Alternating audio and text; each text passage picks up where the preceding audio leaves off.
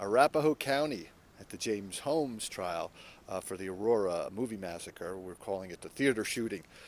Yesterday we began with some testimony as to that notebook, which you may recall as far back as a week after this shooting we were very concerned with. It had been leaked, and we had much litigation that went up to the Supreme Court, basically, just on the issue of whether or not it should have been released, whether the reporter who published published it had to reveal her sources. Well, now finally the notebook is up and published at the GoldPatrol.com. Go ahead, the entire notebook is now up there, as well as excerpts. Take your pick. If you want to download it and read it, you can. It's 26 or 30 pages or something like that, with those stick figures that we had alluded to before. The crazy why page, basically a diary of a madman, the defense would like to say.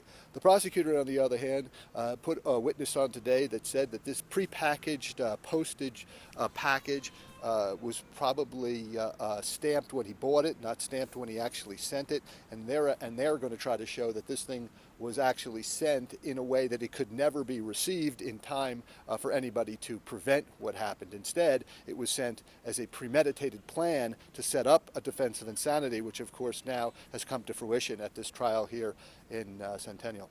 So that is the big news. Go up and take a look at that. Testimony today were a couple of victims as well, always dramatic testimony. But I think the notebook is actually the crux of both sides' cases. The defense wants to embrace this notebook as the diary of a madman. And the state, however, very methodically is going to try to show that through research in the internet of insanity, through his knowledge, he's a very smart man. No one disputes that JamesHolmes is a smart individual.